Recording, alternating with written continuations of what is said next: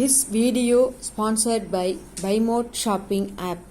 BuyMode e-shopping application is one of the online shopping app now available on Play Store and App Store. BuyMode e-shopping.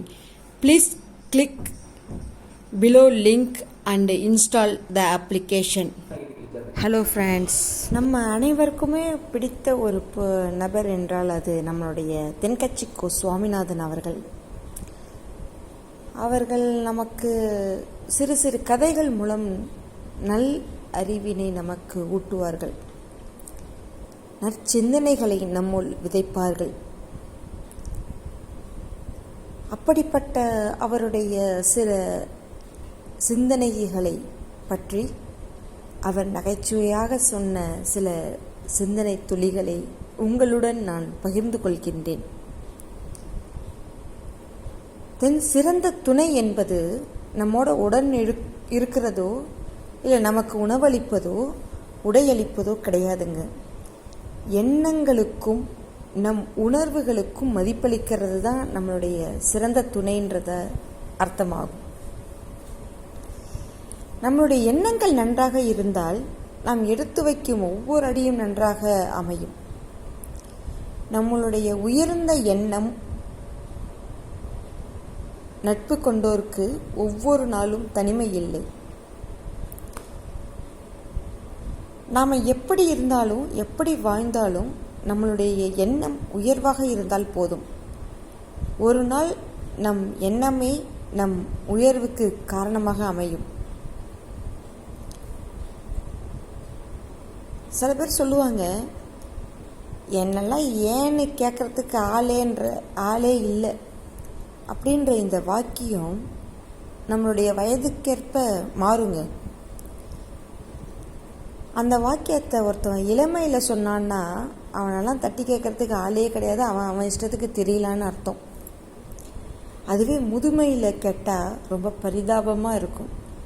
என்னை ஏன்னு கேட்குற, ஒரு சாப்பிட்டியான்னு கேட்குறதுக்கு, உடம்பு எப்படி இருக்குன்னு கேட்குறதுக்கு ஒரு ஆள் இல்லையேன்னு ரொம்ப வருத்தமாக படுவோம். ஒரே வாக்கியம்தான், இளமையில் கர்வமாக இருக்கும், முதுமையில் பரிதாபமாக இருக்கும். நம்மளுடைய கோபமோ வெறுப்போ மனம் விட்டு பேசுறதுக்கும் மூடி வைப்பதால் மனதில் உள்ள சுமைகள் கூடும். நமக்கு முன்னாடி ஒரு பிரச்சனை ஒருபோதும் தீர்வு கிடைக்காது. அதனால் நம்மளுடைய கோபத்தை வெறுப்பை விட்டுட்டு அன்பாக பேசுவோம் அனைவரிடமும். வாழ்க்கையில் தோல்வி மட்டுமே தொடர்ந்து வந்தால் நாம் தோற்று கொண்டிருக்கிறோன்ற அர்த்தம் இல்லைங்க. தோல்வியை தாண்டி சென்று கொண்டிருக்கிறோம் என்று தான் நமக்கு அர்த்தமாகுது. எதை சிந்தித்து செய்தாலும் கிடைப்பதுதான் வெற்றி. செய்துவிட்டு பின் சிந்தித்தால் கிடைக்கிறது தாங்க அனுபவம். மெய் என்று நினைத்த ஒன்று பொய் என உணரும் தருணத்தில்தான் நாம் கற்றுக்கொள்ளும் பாடம் ரொம்ப வலிமையாக இருக்குங்க. நாம் ஒரு விஷயத்தை நம்ம மெய்யின்னு நினச்சிட்டு இருந்திருப்போம், ஆனால் அது பொய் அப்படின்னு நமக்கு தெரிய வரும்போது நம்மளோட வலி ரொம்ப அதிகமாக இருக்குங்க. அதை சிலரால் மட்டும்தாங்க உணர முடியும். உண்மையை எல்லாம் நீங்கள் சொல்ல வேண்டும் என்பதில்லை, ஆனால் நீங்கள் சொல்பவை அனைத்தும் உண்மையாகவே இருக்கட்டும்.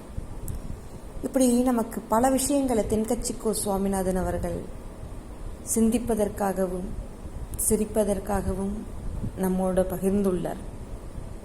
நன்றி நண்பர்களே.